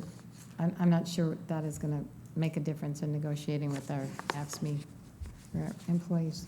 I don't know. Yeah, I'm okay with going, passing it now. I mean, I don't know that's, Do you want to make a motion? that's a real soft position too, by the way, that's not, I understand, but they put us in that position, and it's really, yeah. unfortunately, we don't have a lot. Do you want to make a motion on that? Well, I'll make a motion that we amend the contract between the board and CalPERS. I'll second it. All in favor? Aye. Opposed? Opposed. Motion carries 320. Okay, next item, please. Oh, we're going to take a break. No, I'm just kidding. Next item is Curtis comes to the hot seat. Next item is item 9, old business 9.1, review of the Chess Hatch master plan located at a project site bounded by Chess Drive to the northwest, the Foster City Lagoon to the northeast, State Route 92 to the southeast, and Foster City Boulevard to the southwest in the Chess neighborhood, APN 094-010-100-500-510, including adoption of an amendment to the final environmental impact report, EA 07001A, and rezoning general development plan to change the zoning designation from M1 PD, Light Industrial Plant Development District, to CMPD, Commercial Mixed Plant Development District, with a new general development plan to allow up to 800,000 square feet of office, biotechnology or research, and development uses in 3 buildings, RZ 07002, and development agreement DA 09002. Madam Mayor, members of the City Council. This item was continued from your previous meeting on July 15th for some additional information. I have a PowerPoint Doris is going to put up on the screen. The 3 pieces of additional information were related to lead, silver versus gold as a requirement to the development agreement, the use of prevailing wages, and also the use of local hiring preferences. We did a survey of other jurisdictions in San Mateo and Santa Clara counties so that you could have information on what is typical in our market area with respect to those kinds of requirements. As I mentioned in the development agreement, the Exhibit E calls for lead silver or equivalent. And of the 20 jurisdictions we surveyed in San Mateo County for a similar project to the one before you, 5 would have no requirement, 3 would require lead certified, which is a lower level, 6 would require lead silver, 1 would require lead gold, and in addition, South San Francisco has required lead silver in 2 development agreements, and Brisbane has required lead gold in 1 development agreement. The applicant has provided a letter that's in your packet in which they estimate the additional cost between silver and gold to be $4 to $10 per square foot. And we did corroborate that with a different applicant as well, who thought that was a reasonable estimate. You also received recently, after the packet went out, a letter dated August 15th in which the applicant explains the sustainable features that they have planned for the project. And we would just also note that often when a project has a tenant identified. In this case, this project does not yet have a tenant. The tenants will often have additional sustainability features that they choose to include. So in conclusion, given that in our market area, the typical requirement is LEED Silver, staff is recommending that the development agreement remain the way it is currently worded with LEED Silver or equivalent. For the next issue regarding prevailing wages, again, we surveyed the same cities in both counties. None of them require prevailing wages for private projects. It's typical for public works projects which exceed $1,000, and the way public works projects are defined in the California Labor Code is those are projects with funding from state or federal funds. There are a few public agencies who also have prevailing wage requirements for their public projects, but none for just private projects. Saris Regis provided a copy of a 2009 letter where they agreed to use a union signatory general contractor. So in essence, that will essentially result in the use of prevailing wages at this project. And staff recommends that you do not include that as a requirement in the development agreement. And then the final issue was related to local hiring preferences. Again, in those surveys, there were no local hiring policies that required local hiring for private projects. There are a few that encourage local hiring for some projects. East Palo Alto was one of those. The big fish in the area, San Francisco, does have a local hiring ordinance that they adopted in December 2010 for public works and improvement contracts in excess of $400,000. But they are really in a whole different category. They anticipate $27 billion in contracts in the next 10 years in public projects. So we do not recommend a local hiring requirement in this project. Our recommendations for your action tonight are to approve the addendum, and that includes finding that the Chess Hatch EIR and addendum together adequately analyze the environmental impacts of this project. We recommend that you introduce the ordinance regarding the rezoning and general development plan that would approve the change in zoning from M1 PD to CMPD with a new general development plan. And we recommend that you introduce the ordinance approving the Chess Hatch Master Development Agreement. I'd be happy to answer any questions. Any questions for Leslie or staff? Herb?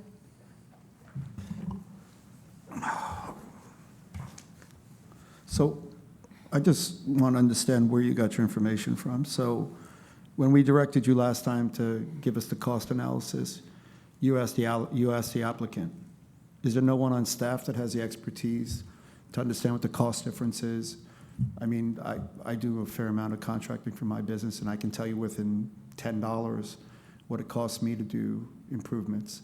So is there no one on staff that can answer the questions? Or if I ask my contractor what it costs, I get a different cost than if I figure out what it costs myself. The way the LEED certification works is there are a lot of different variables. So you can achieve the certain number of points you need for one of those categories in quite a large variety of different ways. I understand that, but you're not answering my different question. costs. What I asked was, is there someone on staff that is capable of making this analysis? And that's, there either is or there isn't. No, there's not. Okay. And so there's no one on our staff that's capable of, so when we're in these situations, we have to ask the applicant to tell us what the cost difference is. And you don't see that that can be a problem? But they That's checked with why somebody else too, didn't you? That's why we asked. Yeah. Another different- applicant? Correct. Okay, so I can ask two contractors the same question, and I'm going to get the same answer. So I understand that. What concerns me is that that's not exactly the way that I would do due diligence if I were doing something. Because unless I have the subject matter knowledge, and if I ask the applicant, I know exactly what the answer is I'm going to get. I'm not surprised by that answer. What I am more concerned about is that even with the applicant, with the subject matter experts that they have, that they can't pin it between the number of 3 million to 8 million, which is a huge swing. Do you know what the cost is per square foot to build a commercial project in Foster City? It depends on the level of the A type shell, of construction. a vanilla shell. No, I'm not going to take a stab at that, no. Is there anyone at staff that knows what the vanilla shell is the cost for that? Yeah, our building staff would be able to provide that information. Can you? Off the top of my head, no. I can get you that information and send it to you. Because it's difficult for me to understand what the cost is percentage-wise of a $4 to $10 increase per square foot. I know what it costs to build a piece of, a plain building, for example. So I can't tell you that, but I would expect my staff to be able to tell me that. It's difficult for me, as a matter of policy, to understand this if the staff that we have doesn't understand it to the degree that I would like to have it explained to us. So if I have to take the applicant at their word, then I have to go back into the applicant's past history and doing all this sort of stuff, which brings me to my next level of questions. Is this time for all the questions? Is this what? Is this time for all the questions? Well, yeah. Okay. Yeah. So then, let me continue. So I have a letter from Saris Regis that talks about the relocation process. So in 2009, there was an agreement that was made, and so how many of those tenants have been relocated or in the process of being relocated to Foster City? Because the language that I'm looking at says, will provide new and existing tenants with current schedules and appropriate relocation options, seek comparable space in Foster City suitable for the tenants' needs, provide qualified broker contact information to the tenants. So how much has that occurred per John Eigel's letter or per Jeff's letter, most recent letter of 2013? I'll let the applicant answer. Okay, so let's hold on to that question. And then relative to the local hire, as a matter of policy, the council makes that policy decision. So I always get concerned when I see staff recommendations relative to policy, because I haven't seen any rationale to support that, other than I feel and I think compared to other communities. So as a matter of policy, does staff have a policy determination on that? If the council, as a matter of policy, believes that it's important for our citizens or people that live in the surrounding communities of Foster City to be able to live in Foster City, and we support prevailing wage or local hire, that's a policy question. So what I would expect to see from staff is a determination of both, and then rationale that follows. What's absent from the staff report is rationale, other than to say Pacifica does this and this one does that. I'm not concerned about that. What I'm concerned about is our ability to retain local hires, to pay them, or to retain developers that are willing to be developed. Foster City is a prime piece of real estate, and Foster City's location is prime, and it's between San Francisco and it's between Silicon Valley. It is the perfect place to live, work, and it's a perfect place to build, and that's why developers build here. So if we require, as a matter of policy, whether it's silver or gold, and no one's been able to explain, even in this, what that difference is or why. I understand that it's a moving target, but I'm confused as to why we can't get a determination why it is so moving and what the cost is associated. With regard to local hire and the other policy issues, I'm confused by staff's inability to separate themselves from the policy and the reports that I see and just have a plain vanilla policy. It says, here's what we think relative to this issue, here's why we think it, and council has a matter of policy to consider. Does it feel strongly enough about this issue to vote policy-wise on this and cost-wise on that? And neither of these things seem to speak to that. And that remains to be concerning for me when it comes to community development. I am not a fan of community development that is czar-based and development-based. I'm a fan of community development that is appropriate within the realms of policy decisions that are made, and I don't want the tail wagging the dog. And I've mixed my comments with my questions, but I'll let some other people go, and I'll come back to the questions. Well, to be honest, I'm confused by your confusion, because it's what the market will bear. That's what they're saying, that the Bay Area cannot, developers are going to go away if we demand gold.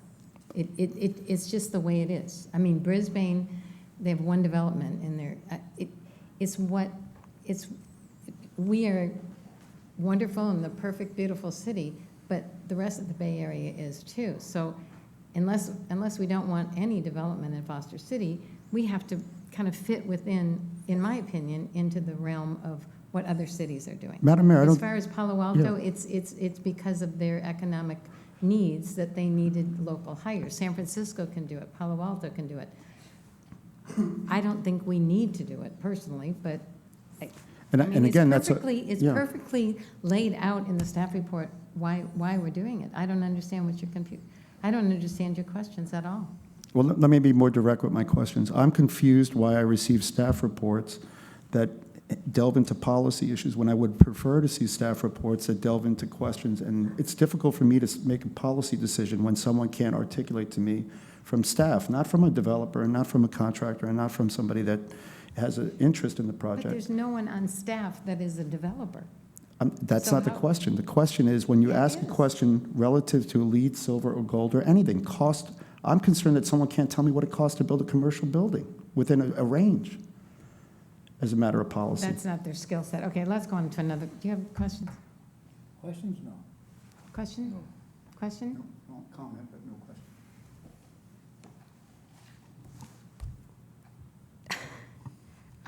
Yeah, I don't have any questions either. What's that? Oh, start down at this end. Okay. Yes, Steve, your comments. Yeah, I just have one comment. Reading through the report about additional costs of lead silver to lead gold, the developers, Ceres Regis, and a corroborating applicant giving us a range. You know, whether you have certain feelings about contractors or not, I think when we're looking at a firm like Ceres Regis, who have billions of dollars of projects here in California, and just completed one of the nicest apartments here in Foster City, I think we can take them at their word as to it's going to cost between this and this. It's hard to articulate exactly how much, but I think the range they've given us and the reputation that Ceres Regis has is something that I think we could strongly consider. Arthur? I don't have any comments. No comments? Nope, no comments. Charlie? Thank you, Madam Mayor. So a lot of these comments initially I generated, and so when we were done here, I started my due diligence process and got advice from some people, and then I went online and I found the leads information and I read it all and I understood the checklist concept of leads, and ultimately agreed with the advice that I got that it really isn't about the standard, it's about what we're getting. And so then I met with a couple of the folks from Ceres Regis and talked to them about that concept, and as a result, they provided me with this piece of paper that's on the desk here for each of you to look at to show you that what we're getting are items of importance to Foster City. You get, for example, the leads is kind of, if you save this much water, you get this many points. If you save a little bit more water, you get this many points. There's esoteric things in here, some of which they're going to be doing, and are sort of tangentially good for the environment. But the core issues, the core points that are critical to what we're doing here as we push the sustainability concepts, they've adopted them all. And I'm therefore satisfied that it's not really about the money. They could spend a lot more money and have very little impact on the environment, because really at that point all they're doing is accumulating points. But giving them the opportunity and them having told us what it is that they're going to do, these are the important things and they're going to do them all. And so I'm very satisfied with that. Turning to the other issues, I agree a little bit with Herb that when it comes to policy, I would shy away from staff recommendations that are solely based on what everyone else does. I don't know that anyone else does this or is in the process of implementing the kind of sustainable economic development plan that we're looking at here in Foster City. And so it's somewhat of limited relevance. I also have a concern, the fact that having lived through 2008 and 9 and all that, that a lot of the cities got themselves in the financial trouble that they used to be in before the economy started turning around, because they all did exactly what everyone else did. And so I think the information is good. It's nice to understand what other people do, but I would think that if you're going to recommend that it should be on an analysis of the ultimate impacts. For example, if we were to make it gold, we would get fewer things that are of importance to us. It would be of higher cost to developers, which could possibly result in less development, and set that out as your justifications. But the positives are, and then make a recommendation on that to provide facts. And I would think that would be a better way to present the same material, because it would give us a factual opportunity to make the policy decision. I also, I don't want to say I'm going to just outright, well, I understand that what Saris Regis is committed to for this particular project. In this particular project, they're going to more or less do what we want to do, which is pay prevailing wage and hire locally, because they're going to hire a union contractor. And that's the method by which they get to the goal that was of importance to me. And so for this particular project, I'm satisfied. But again, I would like to see on a policy calendar sometime soon is, do we want to be the vanguard in this area? And yeah, of course, when you're spending $27 billion in projects, it's nice to tell people what to do.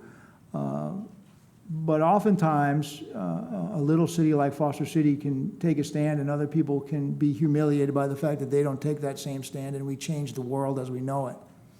And, you know, again, it's the same thing for the schools. It'd be great, you know, if a larger government would take care of everybody, but no one is. And so we got to take care of the Foster City people and then the San Mateo County people to the best extent we can.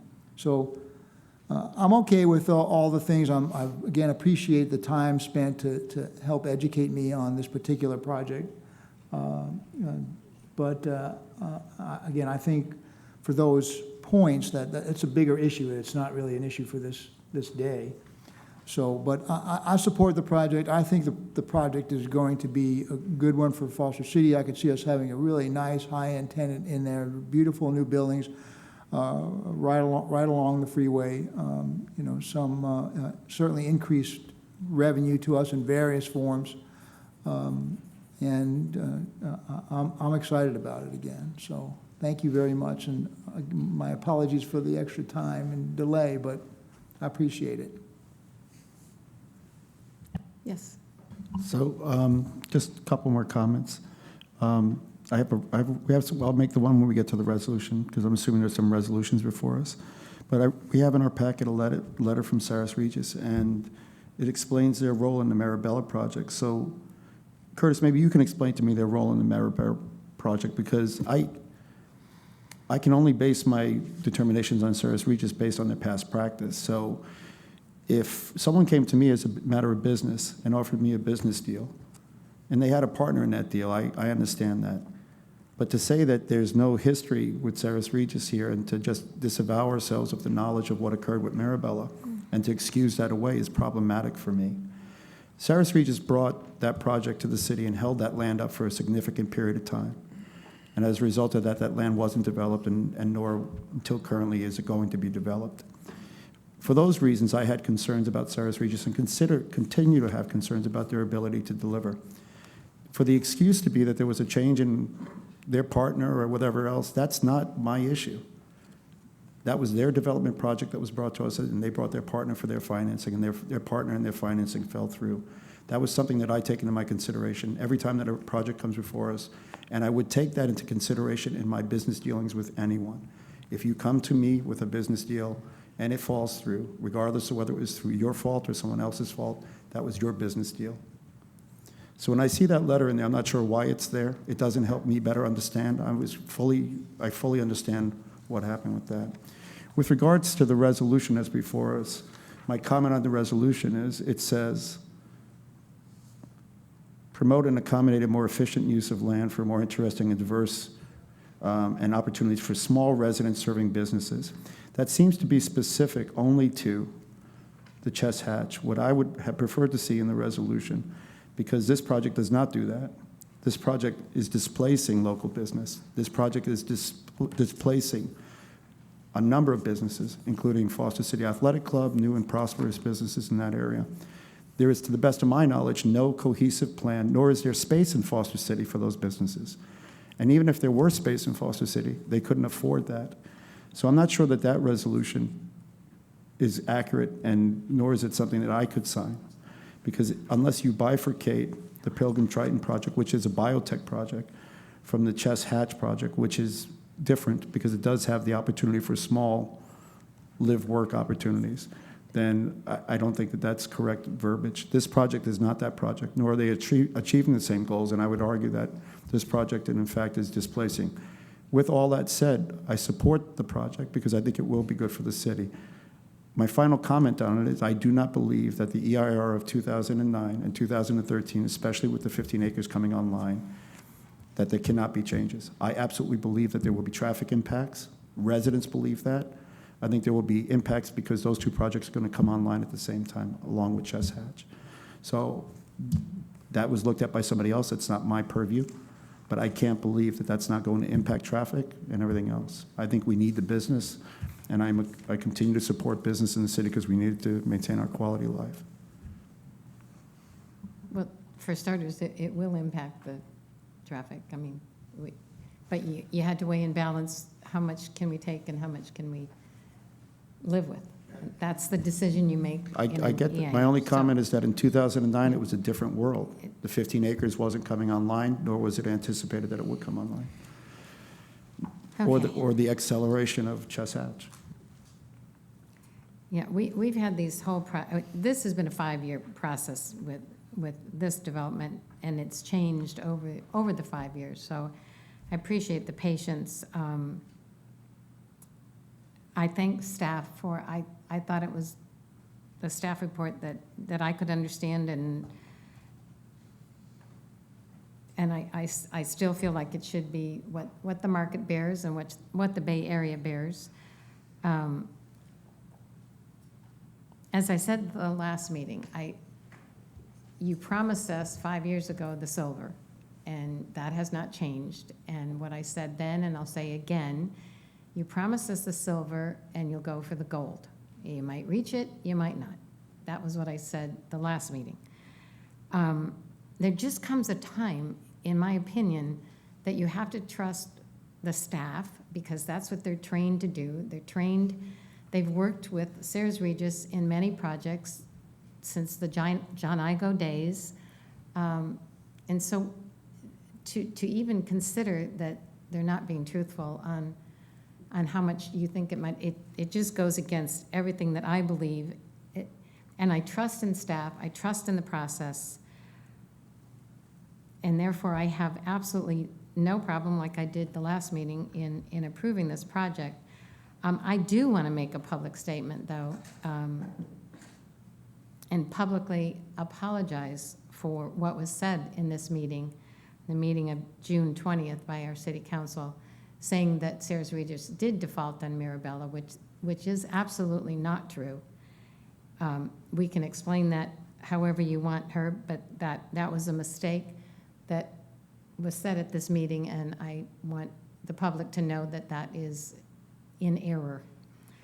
I'm happy about the project. I'm sorry it's been put off, but I think Charlie had some concerns, and you've addressed them, and staff has addressed very well what we need to do to go forward. So if I can get a motion to approve this. So moved. Second. All in favor? Aye. Opposed? Motion carries 410. And that's a resolution of the City Council of the City of Foster City finding that the Chess Hatch Master Plan Final Environmental Impact Report and addendum adequately analyzed environmental impacts associated with the Chess Hatch Master Plan and adopting an addendum, the Northwestern Mutual Life Insurance Company and Seacliff Properties. Thank you. Next item, please. As the next action to be taken is an ordinance of the City of Foster City approving an amendment to the Foster City zoning map and a general development plan for the plus or minus 11.89 gross acres bounded by Chess Drive, State Route 92, Foster City Boulevard, and the Foster City Lagoon, APN 094-010-100, 500, 510, to change the zoning designation from M-1 PD Light Industrial Plan Development District to CMPD Commercial Mixed Plan Development District with a general development plan to allow up to 800,000 square feet of office, biotechnology, or research and development uses. The Northwestern Mutual Life Insurance Company and Seacliff Properties, R007002, and that we need a motion to introduce ordinance by title, by motion, waive further reading, and a second motion to pass ordinance to second reading. So moved. It's whatever you said. Seconded what? All in favor? Aye. And I'll be proud to sign the resolution on that. So we do need a second motion, though. Okay. So is that the same first and second for everybody? First, yes. Okay, So moved. Second. thank you. All in favor, I guess, aye. Thank you. Okay.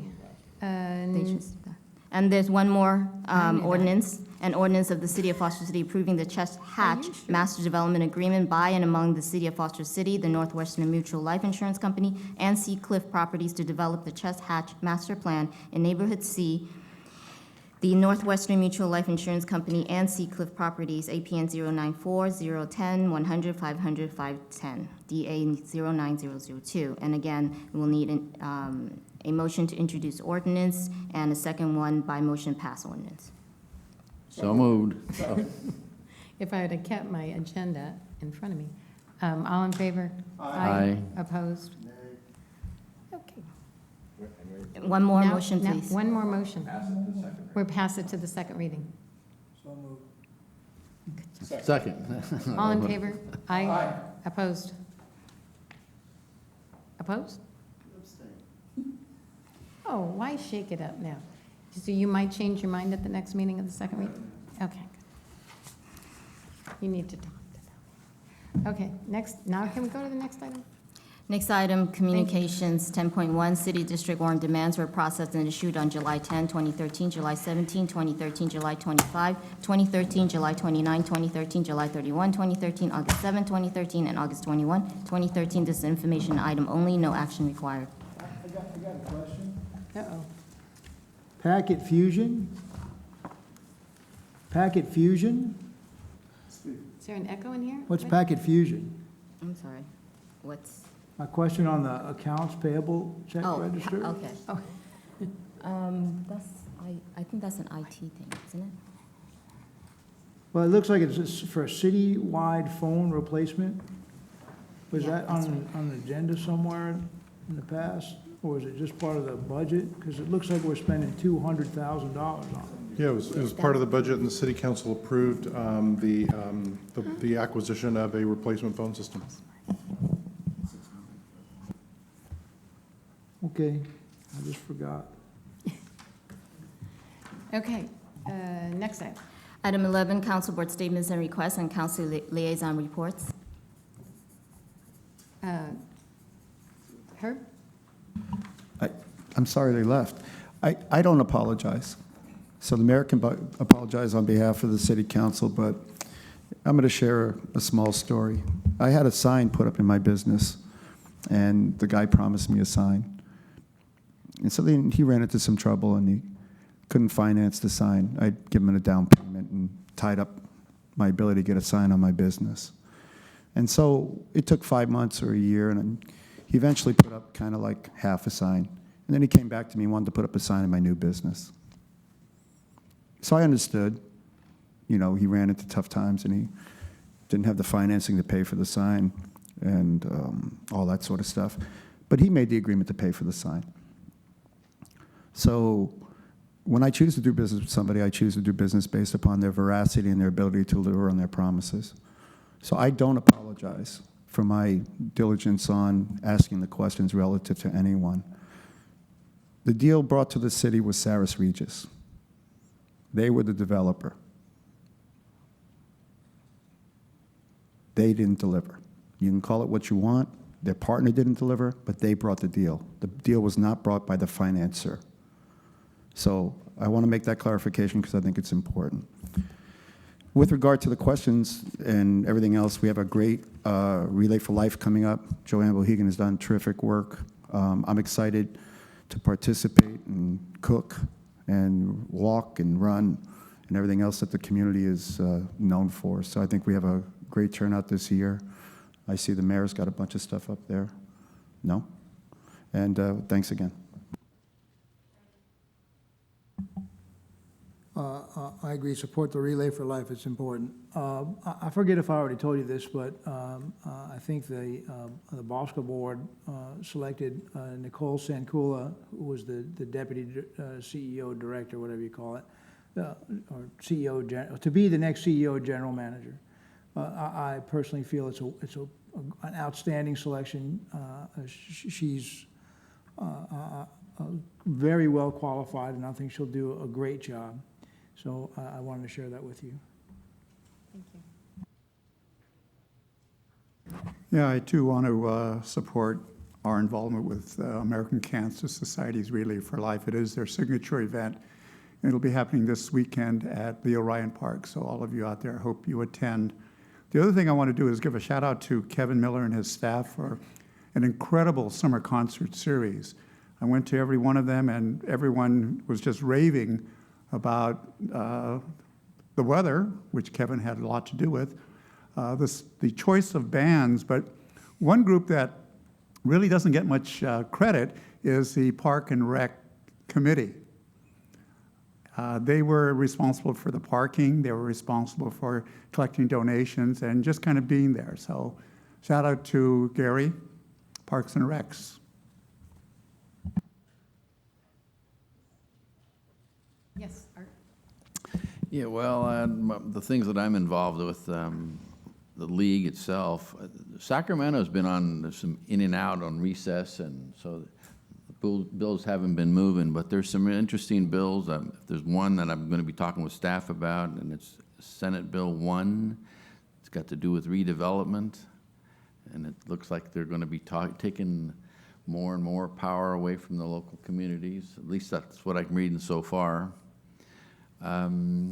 Couple of other bills that are getting hot, and we're getting a lot of calls for, at least more than I've seen in the past, for call your local representatives. We're getting those from Jessica Mullen on some bills that will really impact the city either negatively or positively, and that's more than I've seen in the past. So there's a real battle going on between Sacramento and the local communities. And then their convention's next month, so we'll see what happens there. Okay, our first meeting of the SBWMA newly organized board is on Thursday, and it's a huge packet, so I'm going to try to get on board before I turn this over to Charlie in December. Just to find out about how really our garbage collection and everything goes. So we wanted the council members to be on that committee instead of staff, since we are the people that actually run into the folks at the grocery store, and they are the ones that are complaining about the rates. So we need to have the firsthand information. First thing we're going to do, though, is provide a technical staff, so actually they will be knowing a lot more than we do about the technical part of it, probably Brad or whomever. I did go to Detroit for my 49th high school reunion, and it is pretty sad to go back to your old neighborhood. My neighborhood was much like Foster City, and now it's burned out, graffiti, boarded up, and just in disrepair. I've got some pictures on my iPad. One day I will show whoever is It's very sad. All my friends, of course, live on the outskirts, and half of them are, the people that ran that city are in jail, but no one has jobs. And then the first thing they do is build casinos in downtown Detroit, so then all the folks on welfare can go cash their check there, and that's how Detroit is making any money that they have. I was just in San Diego last weekend, and glad to know that I've got a better record than that mayor. He's, we haven't had any really bad things going on in this city. Wait till Charlie's mayor. And I just happen to have these Luminaria bags from the Relay for Life. Mara Curry at the Chamber is really headed up this relay this year. She's doing a fantastic job. So we're selling these bags that you can decorate in honor of, in memory of someone that has been touched by cancer, and I think pretty much everyone in every room you're in is touched by it or has had it. So that is going to be on Saturday night about 8:30, where all the bags will be lit with pretend candles and staged around a path going into the amphitheater. It's a fantastic night, and I encourage everyone to go. And if Saturday, just come over to Leo Ryan Park and walk a few laps and see people and make some donations. So thank you all for showing up tonight. And those at home, you can go to sleep now. Turn off the light. Party's over. And we are actually adjourning to Recess into closed recessing. session. I'll get it straight. Okay, recess into closed To closed session. session. 12.1, public employee performance evaluation for city district manager.